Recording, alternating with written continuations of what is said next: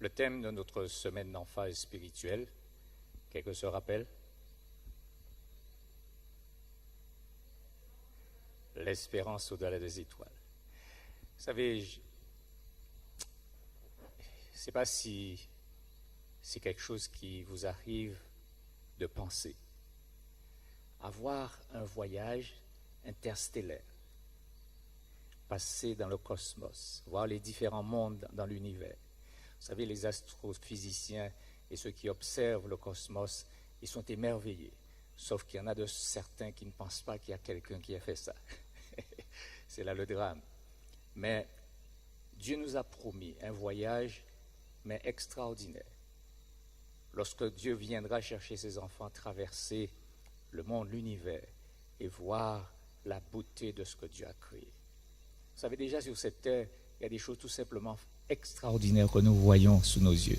Mais ce sera encore plus extraordinaire lorsque le Seigneur reviendra. Ce soir, je me propose de vous conduire dans une réflexion qui me paraît, disais-je tout à l'heure, particulièrement appropriée pour les enfants de Dieu en ces temps qui sont les derniers. Le thème du sujet, j'avais bien voulu faire de la projection, mais je me rends compte que mais ce sera probablement pour une prochaine fois, c'est pas grave. Le titre de ma réflexion de ce soir, 2 promesses seulement. Nous sommes toujours dans le contexte du retour de Jésus. Je veux simplement adapter ma présentation en lien avec nos propres réalités. 2 promesses seulement. 2 promesses. Si vous êtes attentifs, et nous allons lire le texte, nous allons lire un texte, je suppose que vous avez vos Bibles, ou peut-être cela sera affiché à l'écran. Nous allons lire un premier texte qui se trouve dans le livre des Actes. Nous allons lire Actes, nous lirons au chapitre 1er, nous lirons les versets 7 et 8, puis le verset 11.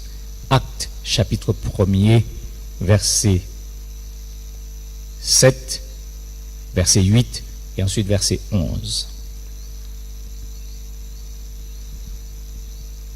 Nous avons le texte sous les yeux, j'ose espérer, vous avez le texte sous les yeux. Voilà ce qui est dit.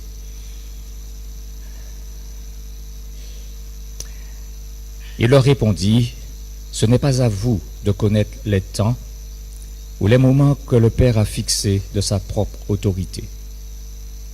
Mais vous recevrez une puissance, le Saint-Esprit survenant sur vous, et vous serez mes témoins à Jérusalem, dans la Judée, dans toute la Judée, dans la Samarie et jusqu'aux extrémités de la terre. Verset 11. Qu'est-ce qu'il nous est dit au verset 11 du chapitre? Et il dit, hommes galiléens, pourquoi vous arrêtez-vous à regarder au ciel? Ce Jésus, qui a été enlevé du ciel du milieu de vous, viendra de la même manière que vous l'avez vu allant au ciel. 2 promesses seulement. Je vous invite à prier. Tendre Père Céleste, nous nous plaçons sous la direction et le contrôle de ton esprit. Que celui que tu as promis qui nous conduirait et qui nous élèverait, qui nous permettrait de saisir ce que tu as en réserve pour nous, daignes-tu nous rendre sensibles à sa présence et à son action. Que ton esprit soit parmi nous, soit en nous, et que tes anges nous accompagnent dans ce moment, nous prions. Nous te remercions dans le précieux nom de Jésus. Amen. Avant de quitter la terre, lorsque nous analysons la parole de Dieu, à travers les Saintes Écritures, il y a une multitude de promesses. Mais juste avant de quitter ses disciples, Jésus n'a laissé que 2 promesses. J'ai bien dit 2 promesses. La première, d'après le texte que nous venons de lire, vous recevrez une puissance. Et la deuxième promesse, le même Jésus reviendra. Voilà les 2 promesses que le Seigneur a laissées avant de quitter la terre. En fait, ce sont les 2 choses qui devaient préoccuper l'esprit des enfants de Dieu en ces temps qui sont les derniers. Vous recevrez une puissance et je reviendrai. Voilà les 2 promesses que le Christ a quittées avant de laisser ses disciples. Avant de monter au ciel, c'est ce qu'il leur dit. Notez, quand nous lisons ce texte, il y a certaines choses qui devaient nous attirer l'attention. La première chose, au verset 7, notez, le texte nous dit, les disciples qui posent une question à Jésus. Est-ce en ce temps que tu établiras le royaume d'Israël? Ils sont soucieux, notez bien, d'un facteur temps. Avez-vous remarqué, hier nous avons souligné quelqu'un qui dit « mon maître tarde », le facteur temps. Le temps, quelque part, nous dérange, puisque quelque part, nous avons tellement envie de voir la chose se réaliser. Mais il y a quelque chose que Dieu fait à travers ce qui nous paraît être un délai. Dieu, à travers ce délai apparent, est en train de produire le criblage. En d'autres termes, ceux et celles, comme les 10 vierges, qui auront appris à faire leur réserve d'huile, ce sont ceux et celles qui resteront debout et qui seront prêts à être enlevés au ciel. Comme l'époux tardait le temps. Remarquez, les disciples sont soucieux par le temps. Ils demandent à Jésus, est-ce en ce temps que tu établiras le royaume d'Israël? Aujourd'hui, dans le temps où nous vivons, beaucoup de personnes cherchent à fixer le retour de Jésus dans le temps. Je ne vous apprends rien, certaines personnes ont fixé 2027, d'autres ont fixé depuis tantôt. S'il y a un peuple qui ne devait plus fixer de date pour le retour de Jésus, c'est le peuple adventiste. Nous avons une expérience qui a été trop douloureuse pour nous emmener à retomber dans le même travers. Une chose que vous devez savoir, après la grande chaîne prophétique, tirée dans Daniel chapitre 8, verset 14, la prophétie des 2300 soirs et matins, après cette prophétie, Dieu ne donne plus aucune date en lien avec les événements de la fin. Aucune autre date. Par contre, s'il est vrai qu'il n'y a plus de date, mais les événements sont bien réels. Dieu ne donne pas de date, mais la réalisation de ce qu'il a prédit, c'est quelque chose qui se fera dans la réalité de l'histoire des êtres humains. Jésus dit, dans ce texte, il dit à ses disciples, notez bien, ils sont soucieux, ils veulent connaître le temps. Mais il leur dit quelque chose. Ce n'est pas ce qui devait vous préoccuper. D'ailleurs, vous savez qu'ils étaient très soucieux du temps, non pas tellement par rapport à voir l'établissement du royaume de Dieu, mais ils étaient des personnes qui étaient soucieux, des nationalistes. Ils voulaient que leur peuple retrouve sa souveraineté, puisque le peuple était sous l'oppression du joug romain, ils étaient sous le contrôle du joug romain. Ils souhaitaient retrouver une liberté. Est-ce en ce temps que tu vas nous délivrer de l'oppression? Et voilà ce que Jésus leur dit. Il leur dit au verset 7, il leur répondit, ce n'est pas à vous de connaître les temps ou les moments que le Père a fixés de sa propre autorité.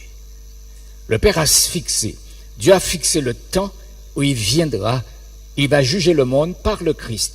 Le Dieu du ciel a pris tous les paramètres, tous les facteurs sont pris en compte, et Dieu viendra au moment où il va décider de le faire. Vous savez ce qui caractérise Dieu. Il n'est ni en retard, ni en avance, il arrive à l'heure. Le temps qu'il faut, le moment où il faut venir, il viendra exactement le moment où il faut qu'il vienne pour apporter à ses enfants la liberté, la délivrance. Ce n'est pas à vous. Mais notez, Jésus leur dit, en fait, il leur dit, ce n'est pas ce qui devait vous préoccuper. La préoccupation que vous devrez avoir, ce n'est pas de savoir à quel moment je viens, à quel moment le royaume de Dieu va s'établir. Laissez-moi vous dire une chose. À supposer que vous connaissez quand est-ce que le Christ revient. Vous avez la date, vous savez exactement quel jour il vient, à l'heure qu'il vient. Mais si vous avez cette information et vous n'êtes pas dans les conditions pour l'accueillir, à quoi ça vous aura servi? Par contre, l'inverse est différent. Si vous ne connaissez pas la date et que vous êtes prêt au moment où il revient, même si vous ne connaissez pas la date, vous êtes sûr que le Seigneur va vous prendre et va vous emmener dans le ciel, n'est-ce pas? En fait, la préoccupation des disciples ne devait pas tellement de savoir à quel moment, mais ils devaient être prêts pour le retour de Jésus, mais surtout, ils devaient aider d'autres à être prêts.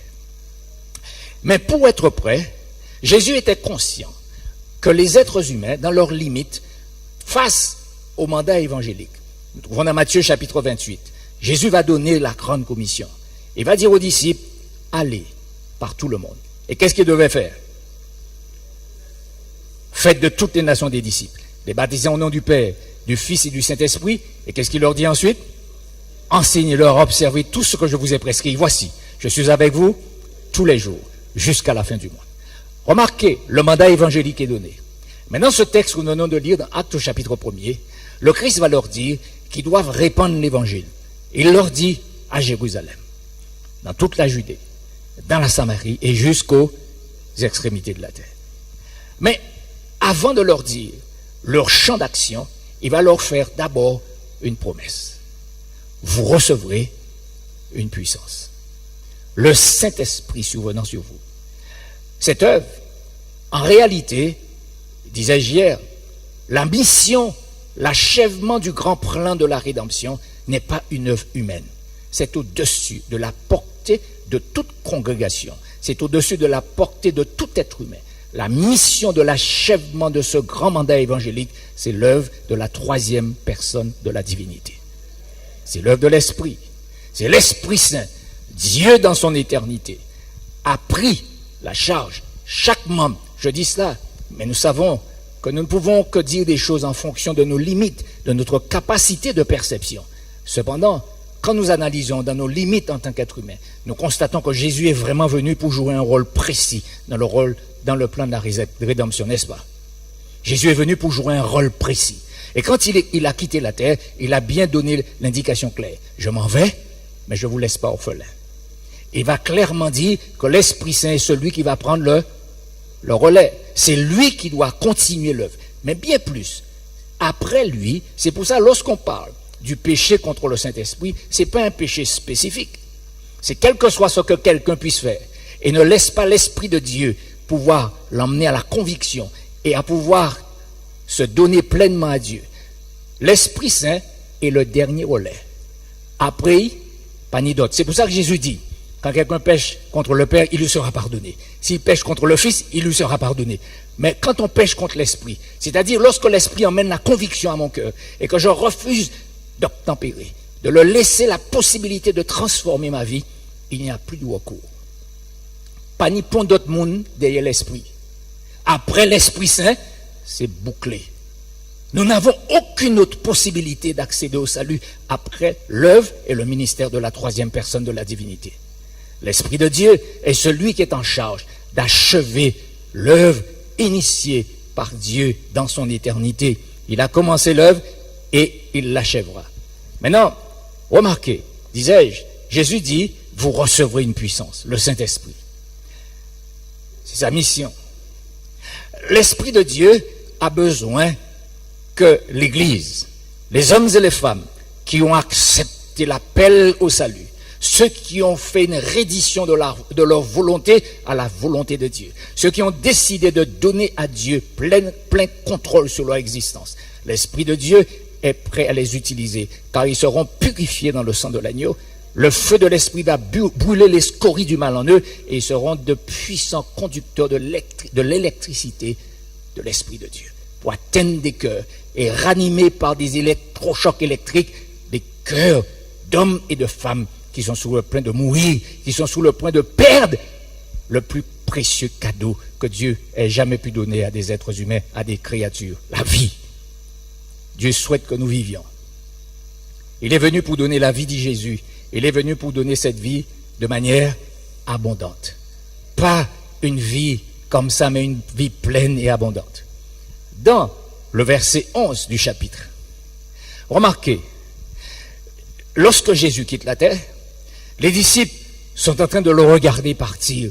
Ils le voient et il est en train de défier la loi de la pesanteur. Il monte et les disciples voient Jésus monter. Et à un moment donné, il se dérobe à leurs yeux.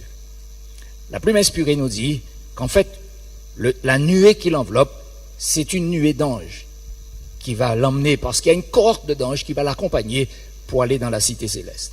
Et tandis qu'ils perdent Jésus de vue, voyez la bonté de Dieu. Les anges auraient pu dire, ils voient les disciples là, en train de regarder, ils disent, mais ils ont qu'à regarder, laissez-les regarder. Mais non, ils sont soucieux, parce qu'ils les voient là, dans et ils ne voient plus Jésus. Notez, 2 anges dans la cohorte sortent de la cohorte et ils viennent à la rencontre des disciples. Et il leur dit, hommes galiléens, pourquoi vous arrêtez-vous à regarder au ciel? Ce Jésus, celui que vous avez marché avec, celui qui a donné du sens à votre vie, celui qui vous a pardonné, celui qui vous a nourri et qui a pris soin de vous, ce même Jésus, dans la forme que vous l'avez vu ressusciter, le Jésus glorieux, mais il a conservé son humanité, vous le reverrez, il va revenir de la même manière que vous l'avez vu aller au ciel. Vous le verrez venir de manière physique. Vous allez le voir avec vos yeux. D'ailleurs, Apocalypse 1er, verset 7 dit, voici, il vient avec les nuées et tout œil le verra. Donc, Jésus viendra pour que tout le monde le voie. Il viendra avec un corps réel, tangible. Rappelez-vous, il va dire à Thomas, mets ta main. C'est bien moi. Donc, Jésus aura un corps réel, un corps glorifié, certes, mais il aura un corps réel. Il aura un corps qui ne pourra plus être atteint par le mal, plus être atteint par le péché. Plus jamais. Il regarde au ciel. Ce même Jésus viendra. Ce même Jésus, pas un autre. Celui avec lequel vous êtes familier. Disais-je, 2 promesses. Quand Jésus a quitté la terre, je vous invite maintenant à lire un deuxième texte tiré de l'évangile de Jean au chapitre 14, au verset 16. Texte que vous connaissez, nous l'avons cité. Nous allons le lire maintenant. Jean chapitre 14, verset 16. C'est le Christ lui-même qui parle. Notez ce qu'il dit au verset 16 du chapitre 14 de l'évangile de Jean. Et moi, je prierai le Père. Et il vous donnera un autre consolateur, afin qu'il demeure éternellement avec vous. Remarquez, Jésus dit, je vous donnerai un autre consolateur. Vous savez ce qu'il y a d'intéressant dans la langue grecque, c'est que le mot autre ici, c'est un autre de la même catégorie. Un autre pareil. Parce que vous avez, il y a 2 mots pour dire autre en grec. Alos et hétéros. Mais quelqu'un, le mot qui est utilisé, c'est hétéros, quelqu'un de la même trempe, la même chose que moi, un autre consolateur comme moi, de la même nature que moi. C'est ce que Jésus dit. C'est ce qu'il dit à ses disciples. Un autre consolateur. Il viendra. Et notez bien ce qu'il dit, il va demeurer avec vous. Le représentant de Dieu sur terre, c'est la 3e personne de la divinité, l'Esprit Saint. Et l'Église ne devient le représentant de Dieu que lorsqu'elle est animée par la 3e personne de la divinité. C'est à ce moment-là qu'elle représente Dieu. En dehors de cela, bien-aimés, ce n'est pas Dieu qu'elle représente. Si l'Esprit de Dieu ne l'anime, ce n'est pas Dieu que l'Église représente. Vous savez, dans l'histoire, si vous retracez l'histoire du peuple de Dieu, aussi bien que l'histoire de l'Église chrétienne, vous allez remarquer chaque fois que l'Église était faible et déficiente, c'est que l'Esprit n'était plus présent. Et le problème, c'est ce qui est le problème majeur des enfants de Dieu. L'Esprit de Dieu, c'est lui qui représente Jésus. Il est le représentant de Dieu sur terre. Quand nous analysons l'évangile de Jean et ce qu'il y a d'extraordinaire, Jean est certainement celui qui a perçu le message avec le plus de précision. Il a compris le message du Christ. Notez ce qu'il dit dans son évangile, toujours au chapitre 14 cette fois-ci. Nous sommes au verset 17 du chapitre 14.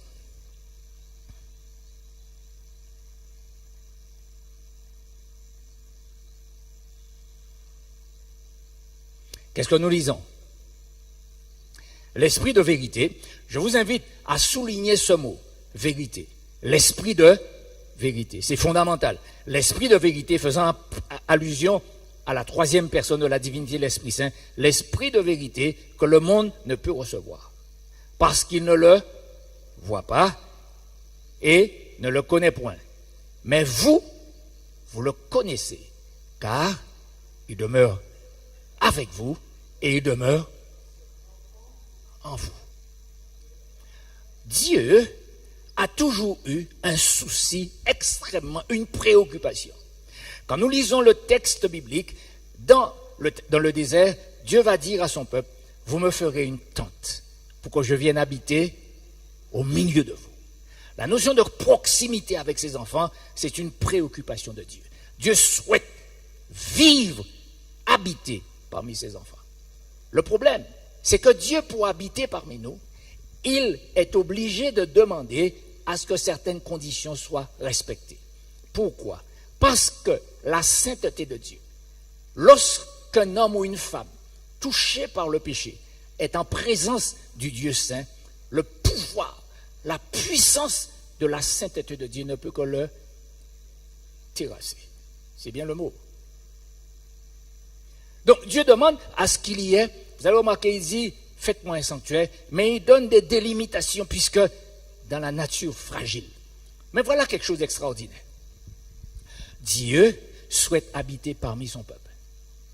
Il souhaite être tout près. Mais ici, il y a quelque chose qui est dit. Il sera avec vous, mais il va plus loin. L'Esprit de Dieu sera... Est-ce qu'on peut être plus près?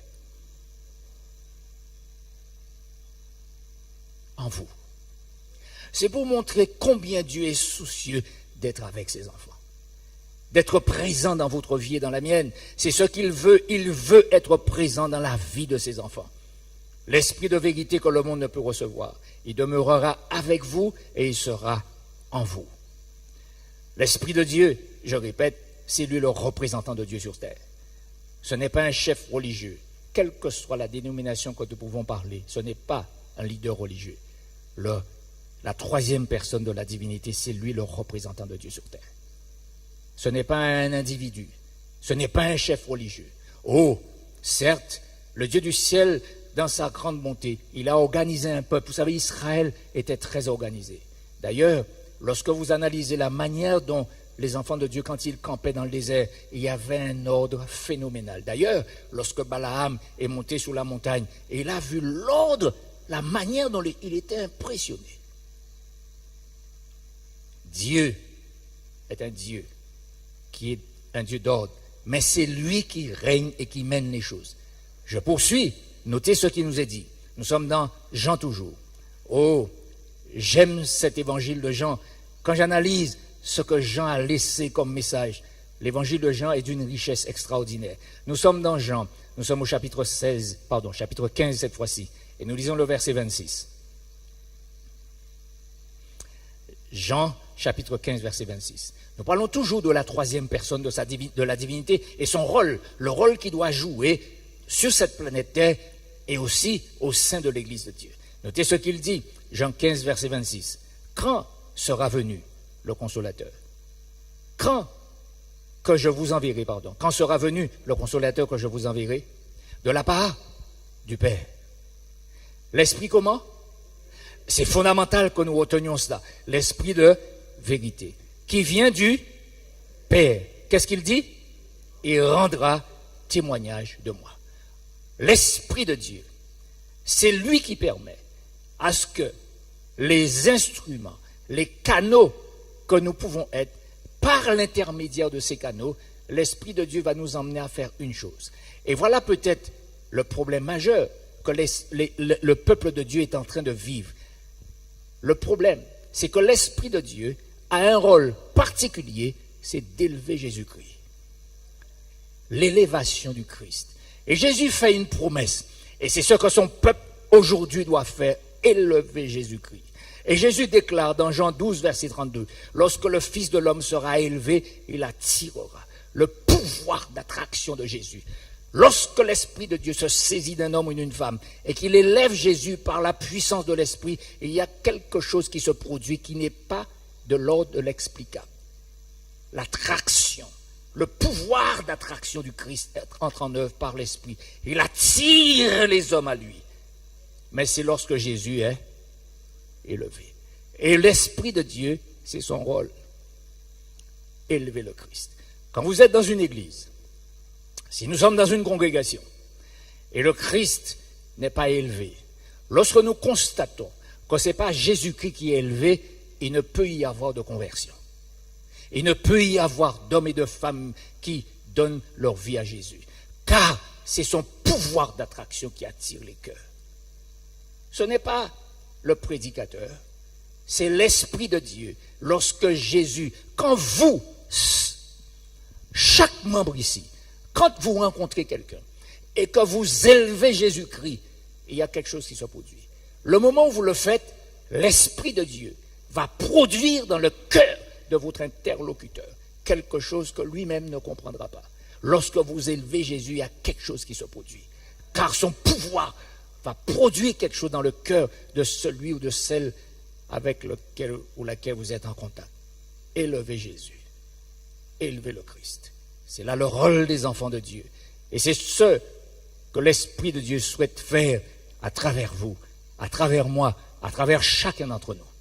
C'est ce qu'il souhaite faire. Maintenant, remarquez, Jean poursuit. Nous sommes toujours dans l'évangile de Jean. Nous sommes au chapitre 16 et nous sommes au verset 13. Qu'est-ce qu'il dit? Notez bien, la troisième personne de la divinité doit élever Jésus-Christ, élever le Christ. Il va élever Jésus. Et nous lisons au verset 13 du chapitre 16, quand le consolateur sera venu, comment il est appelé? L'Esprit de vérité. Il conduira dans toute la vérité. Le verset dit, il continue et dit quoi? Car il ne parlera pas de lui-même. En d'autres termes, il ne va pas attirer l'attention sur sa personne. Ce n'est pas de lui qu'il est venu parler. L'Esprit de Dieu n'est pas venu pour nous donner des informations sur sa propre personne. Il est venu nous donner des informations sur le Christ, Jésus. C'est sur Jésus que l'Esprit de Dieu est venu pour renseigner les hommes, comprendre le ministère du Christ, comprendre ce qu'il a fait, saisir l'importance de ce qu'il a réalisé et qu'il réalise encore en notre faveur. Il ne parlera pas de lui-même, mais il dira tout ce qu'il aura entendu et il annoncera des choses à venir. La troisième personne de la divinité est celui qui est en charge. Je vous disais tout à l'heure, il est appelé l'Esprit de vérité. Il y a deux choses. Quand vous lisez la prière de Jésus dans Jean chapitre 17, la prière qu'il se positionne dans Jean 17, c'est ce qu'on appelle la prière sacerdotale, c'est-à-dire la prière en tant que grand prêtre, le souverain sacrificateur. La prière sacerdotale. Le Christ va se placer en tant que grand prêtre. Et dans sa prière, avez-vous remarqué, dans cette prière, il y a quelque chose qu'il dit.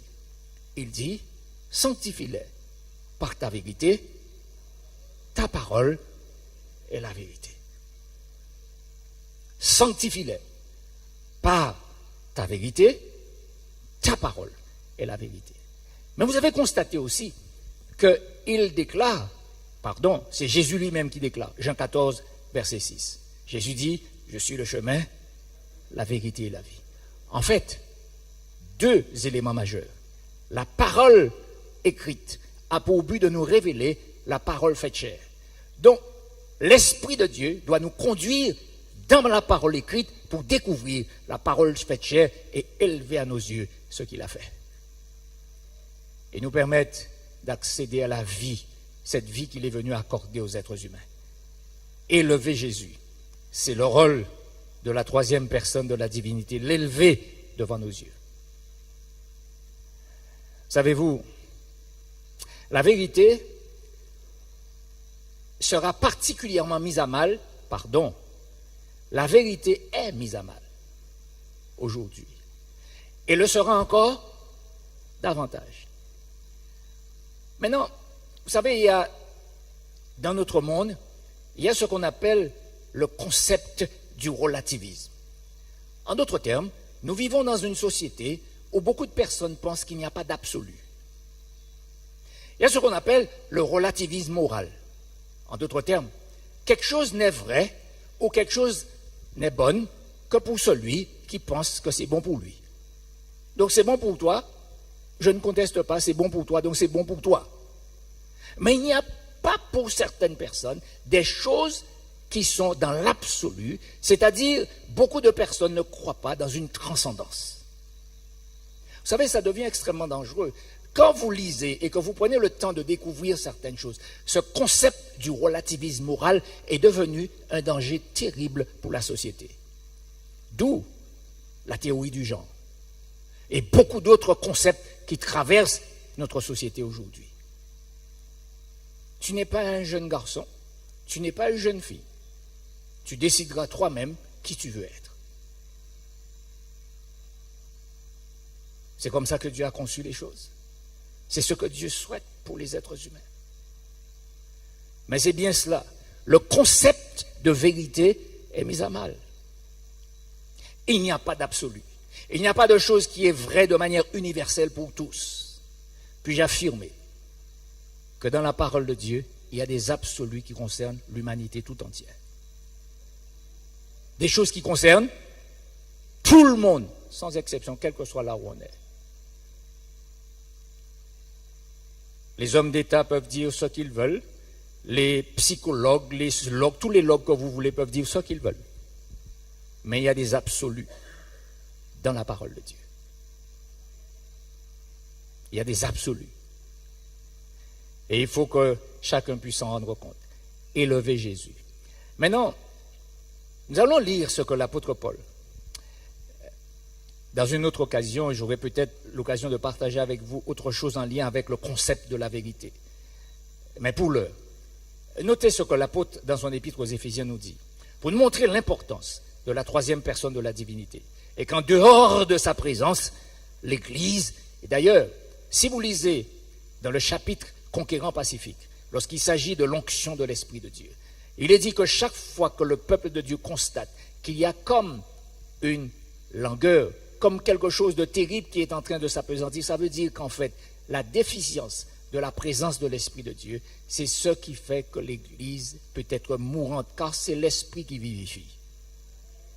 Si il n'est pas là, il ne peut y avoir de vie.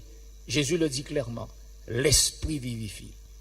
Remarquez, dans l'Épître aux Éphésiens, au chapitre 1er, nous lisons le verset 13 du chapitre 1er. Je vous rappelle que nous sommes en train de considérer deux promesses seulement. La première promesse, vous recevrez une puissance. Éphésiens chapitre 1er, verset 13, qu'est-ce que vous lisez ici? Qu'est-ce que la parole de Dieu vous dit et qu'est-ce qu'elle me dit? En lui, Jésus-Christ, vous aussi, après avoir entendu la parole de la vérité, l'évangile de votre salut. En lui, vous avez quoi? Cru. Et vous avez été scellés du Saint-Esprit qui avait été promis. Scellés du Saint-Esprit. Vous savez, au sein de notre Église aujourd'hui, il y a une discussion qui commence à s'estomper en réalité. Puisqu'en fait, nous avons pendant longtemps affirmé, je ne veux pas dire à tort, mais il fallait considérer les choses et les dire autrement que nous l'avons dit avant. Lorsque nous parlons du 4e commandement comme étant le sceau de Dieu,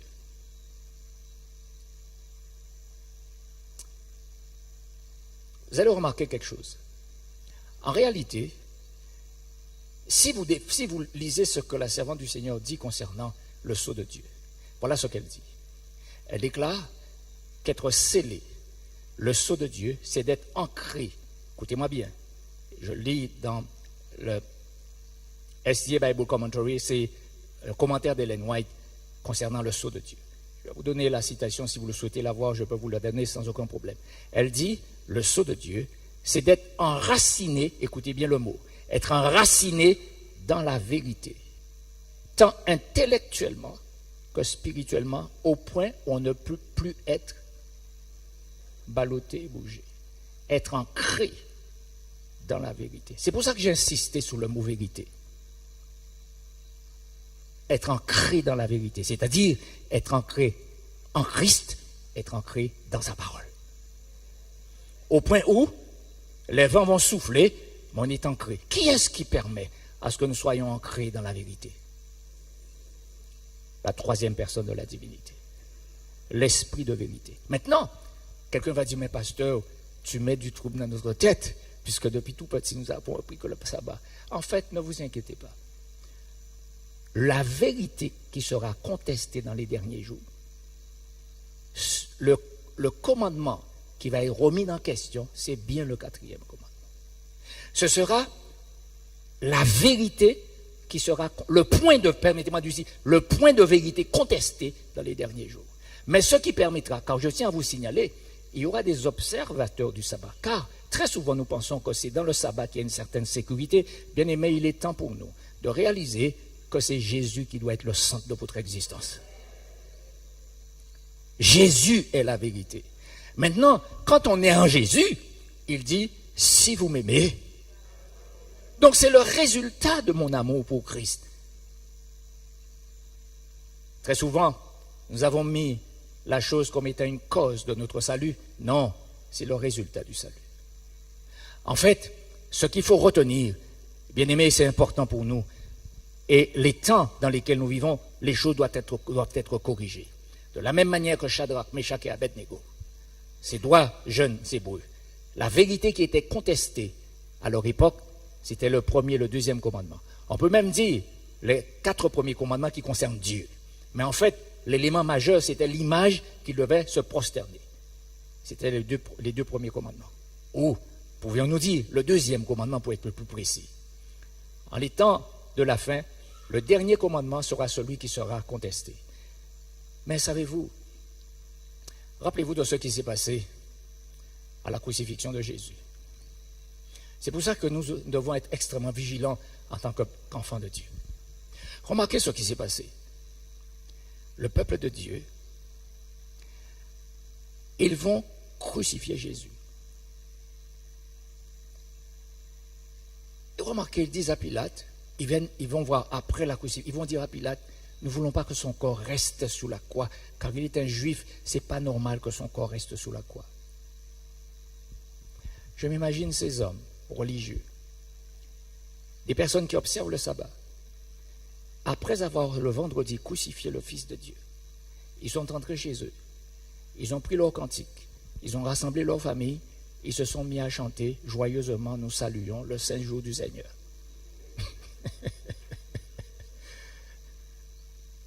Pouvez-vous vous imaginer ce qui se passe ici? Le Seigneur de gloire, ils viennent de le crucifier et ce même Seigneur, il rassemble leur famille, ils sont en train de chanter pour ce Seigneur de gloire. Quel drame! Quel drame! Si nous ne faisons pas attention, bien-aimés, nous pouvons sombrer dans le même travers. Le même travers. Puisse Dieu nous en épargner. La parole de Dieu nous dit, le Saint-Esprit nous scelle, il nous ancre dans la vérité. Tant intellectuellement que spirituellement, au point où on ne peut plus être ballotté. Remarquez ce que l'apôtre poursuit au verset 14 du chapitre 1er de l'épître aux Éphésiens. Il dit, lequel, l'Esprit de Dieu, est un gage de notre héritage pour la rédemption de ceux que Dieu s'est acquis, à la louange de sa gloire. Dieu s'est acquis. L'Esprit de Dieu nous ancre et nous enracine dans la vérité. J'aime énormément ce qui est dit également au verset 30 du chapitre 4 de l'épître aux Éphésiens. Éphésiens chapitre 4, verset 30. Qu'est-ce qu'il vous a dit? Qu'est-ce que la Bible vous dit? Qu'est-ce qu'elle me dit? Éphésiens chapitre 4, verset 30. Qu'est-ce que nous lisons? N'attristez pas le Saint-Esprit de Dieu. Et qu'est-ce qu'il dit? Par lequel vous avez été scellés pour le jour de la rédemption. Oh, je vous assure, des fois, je m'interroge, je me dis, est-ce que dans certaines circonstances, comment l'Esprit de Dieu se sent-il dans nos congrégations? Je vous assure, il y a certaines expériences qui nous emmènent certainement à penser que l'Esprit est profondément attristé. Je vous ai parlé de la manière dont les Juifs ont traité le Christ. Mais vous savez, chaque fois que vous et moi, quelle que soit la façon dont nous l'aurions fait, mais quand nous maltraitons un de nos frères, nous faisons la même chose.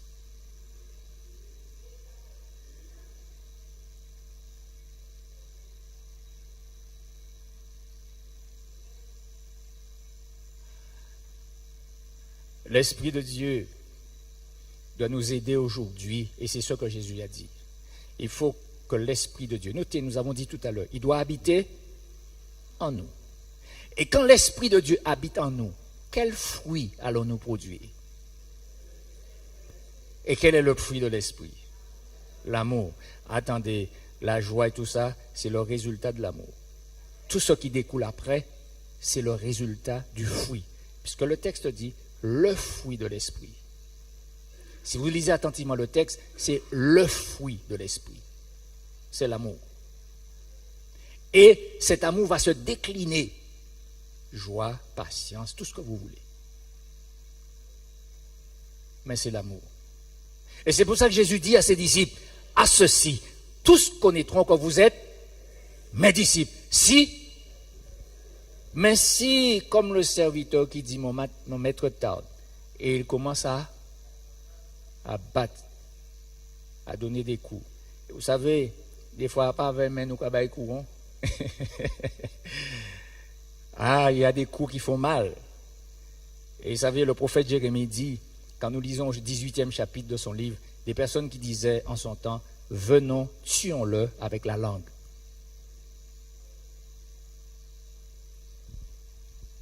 Nous devons faire très attention à nos propos. Et des fois, nous ne mesurons pas des fois qu'une parole malencontreuse peut faire énormément de tort et de dommages. Énormément.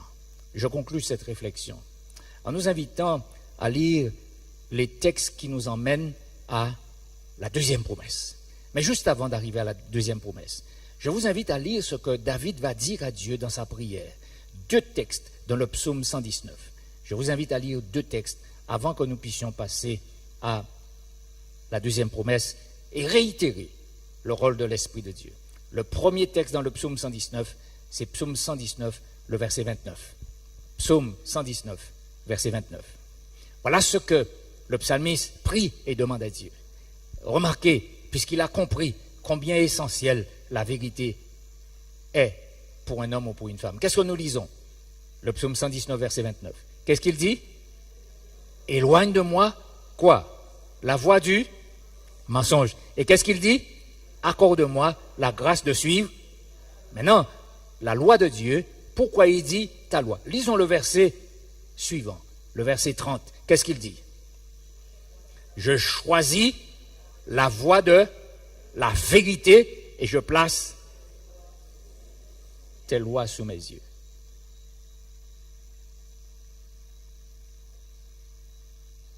La vérité, la loi de Dieu est vérité.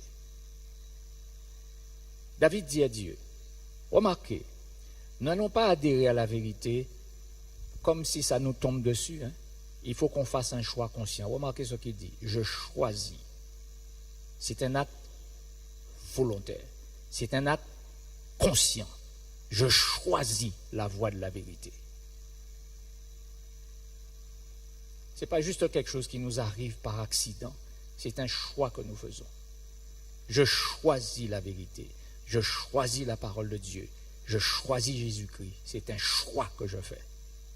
Ça ne me tombe pas dessus. Je fais un acte conscient, un acte volontaire. Je choisis. Maintenant, dans Zacharie, texte que vous connaissez, nous allons passer, puisque le temps que nous avons est en train de filer, nous allons conclure. Remarquez ce qui est dit dans Zacharie chapitre 4, verset 6. C'est un texte que vous connaissez, pour montrer l'importance que c'est la troisième personne de la divinité qui est en charge et c'est lui qui achèvera l'œuvre. Ce n'est pas la puissance humaine, ce n'est pas la force des hommes. Il dit dans Zacharie chapitre 4, verset 6.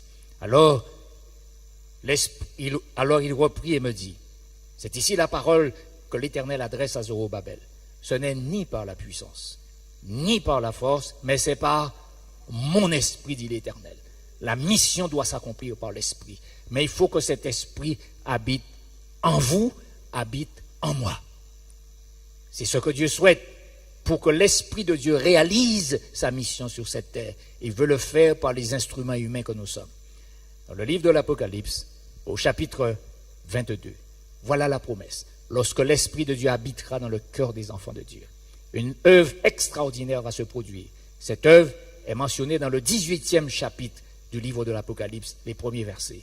La terre qui est illuminée de la gloire de Dieu. C'est l'Église qui est sous le feu de l'Esprit, illuminant la terre de la gloire de Dieu, mettant en évidence les vérités essentielles pour les temps qui sont les derniers. Remarquez, l'apôtre dit au verset 12 du chapitre 22, c'est Jésus qui parle. Il a dit à ses disciples, vous recevrez une puissance et je reviendrai. Voilà les deux choses qui doit préoccuper l'esprit des enfants de Dieu en ces temps-ci. Voilà les deux choses qui doivent préoccuper notre esprit. Vous recevrez une puissance et je reviendrai. Voilà ce qui devrait préoccuper les enfants de Dieu. Remarquez, au verset 12, il est dit, « Voici, je viens bientôt. » Et il dit, « Et ma rétribution est avec moi pour rendre à chacun selon ce qu'est son œuvre. » Au verset 20 de ce chapitre, il est dit, du même chapitre 22, « Celui qui atteste ces choses dit, « Je viens. » Et l'Église doit répondre, « Amen. Viens Seigneur Jésus. » Vous ne soupirez pas après son retour. Nous devons dire, « Amen. Viens Seigneur Jésus. » Nous voulons le voir revenir. Mais avant qu'il revienne, il y a une mission à accomplir. Et il souhaite que cette mission s'accomplisse sous la puissante main de l'Esprit de Dieu.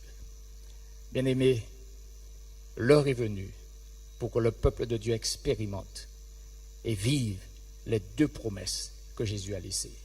Vous recevrez une puissance et je reviendrai. Le monde va être à un moment donné sans dessus-dessous. Mais Jésus a dit que votre cœur ne se trouble point.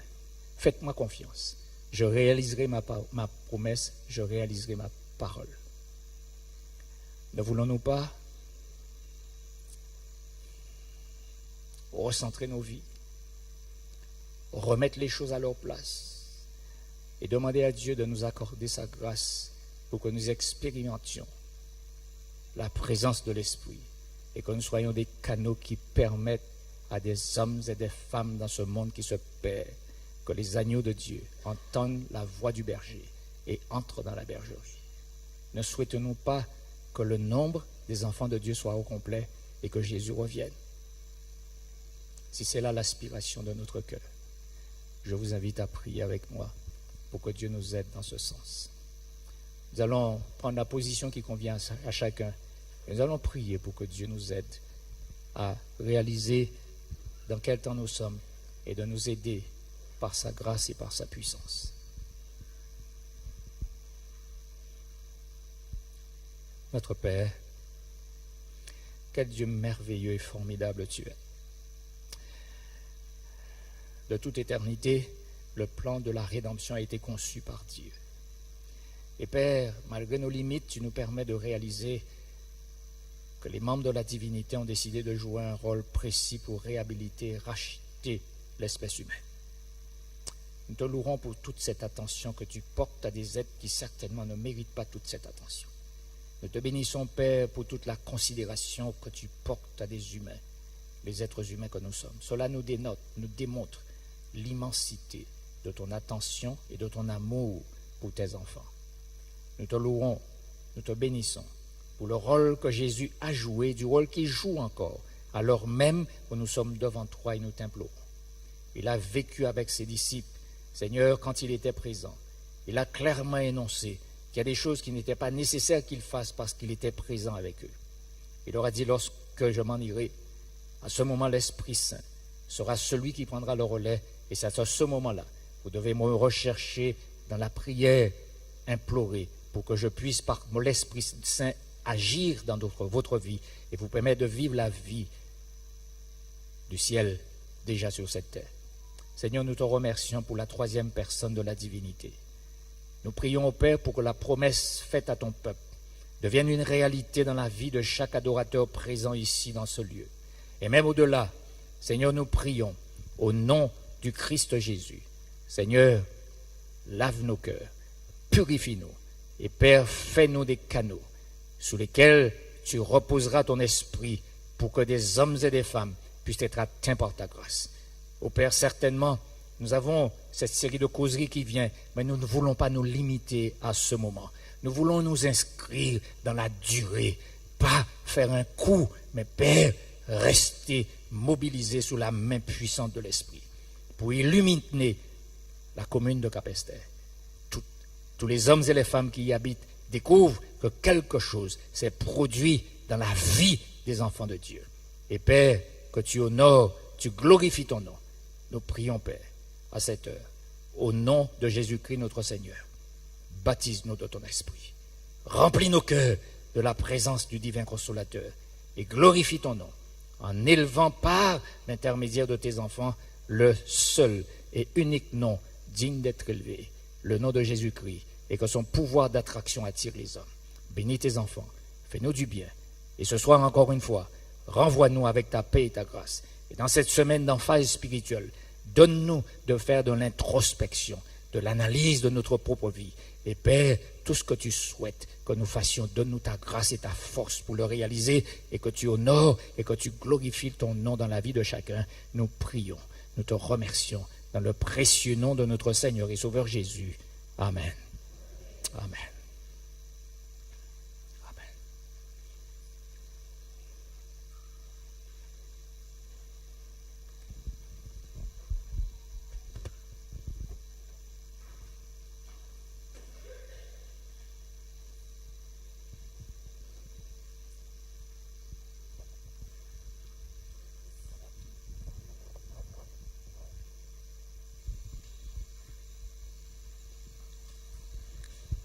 Et parce que la seule manière pour laisser la place à notre Seigneur Jésus-Christ dans notre vie, c'est que nous mourions en nous-mêmes, je vais vous inviter à offrir vos corps comme un sacrifice vivant au numéro 334 de nos hymnes et louanges.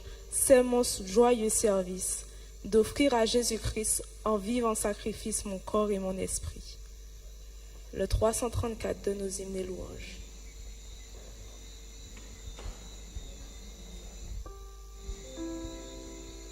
Je vais vous inviter à vous mettre debout.